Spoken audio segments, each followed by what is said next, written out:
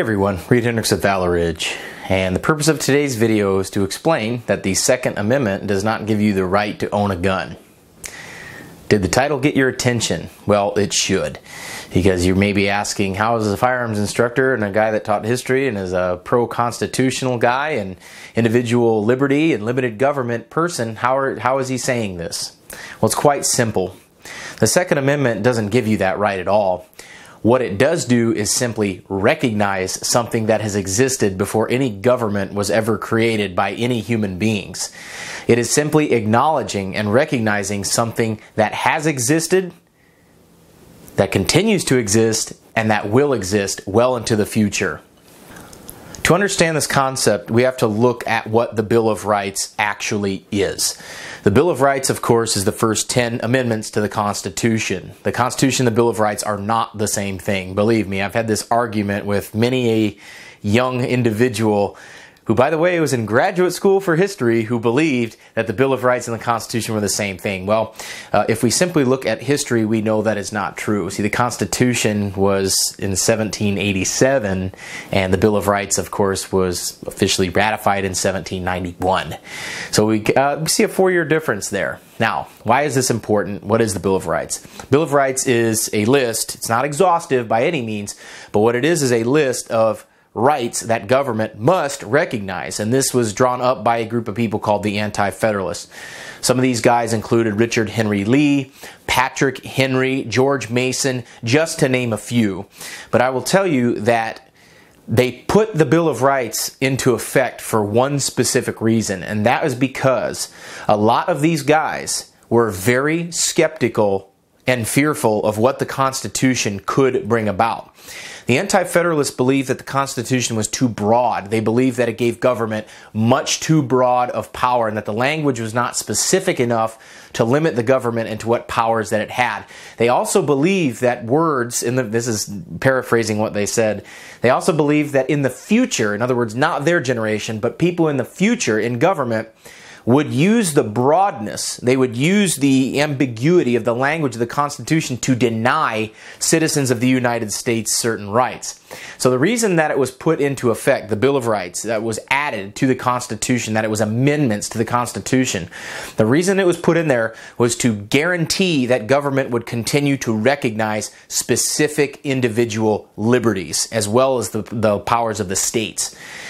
Originally, there were 189 of them that were proposed. That's right, 189. And of course, that was distilled down to 10 that they deemed were very essential for a free society. The Bill of Rights was written at a time where people were extremely familiar with tyranny, and also we're talking right immediately after our forefathers earned independence from Great Britain after an extremely hard and difficult fight. So this is the environment where the Bill of Rights was constructed, was right after the revolution had been fought. I mean, it's affected everybody. And we're also talking about a time where our founders knew tendencies of government because they were well read in history. They knew tendencies of government and what they sought to do. So the environment that the Bill of Rights was created in was one of extreme distrust of government and the powers that it could potentially have. As I said, the Bill of Rights is not an exhausted list of freedoms, and they're not enumerated. And in fact, the 9th Amendment says that the rights in the Bill of Rights are not enumerated in any order of importance. But it does demonstrate the thought of our founders and the freedoms that they held quite dear, and what they believed that every free citizen should enjoy and have government protect for them. Regarding the Second Amendment, I think it's also important to bring to light that no federal gun legislation was even passed until the 1930s under President Roosevelt.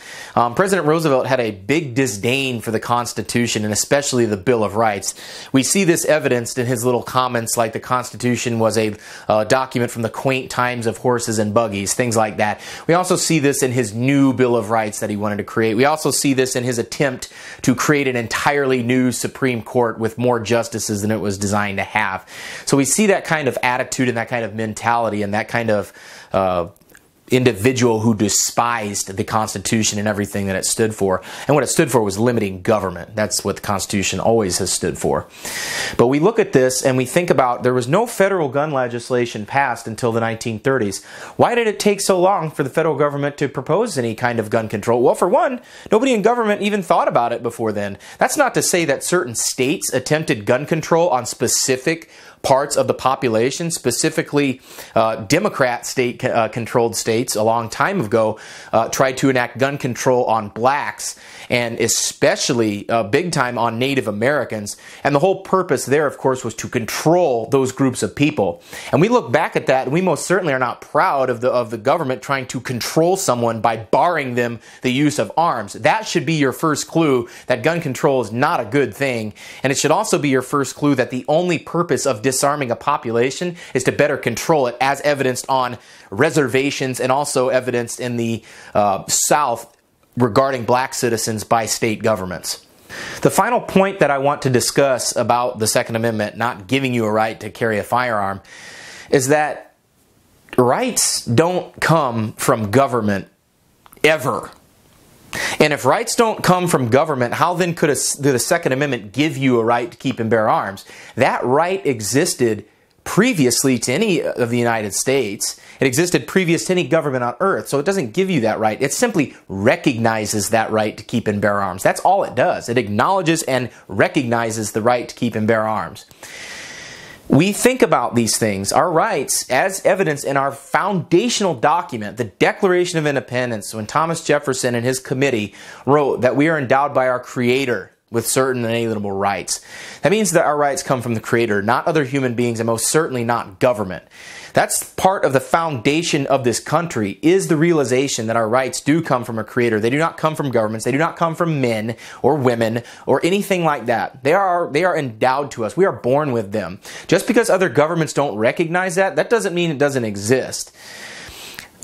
Our forefathers understood this, and that's why the American Revolution was fought, was because the government of Great Britain and Parliament and King George III were not recognizing or respecting their rights as Englishmen, and that's why the Revolution happened.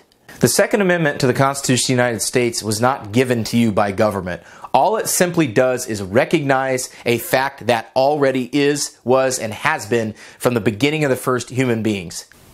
If you found the information in the video helpful, subscribe to the channel, follow me on Facebook. That link is down below. If you want to learn more about the history of your country as well as the Second Amendment and better yet, how to use it, come on out to ValorRidge. We'll teach you how to do just that.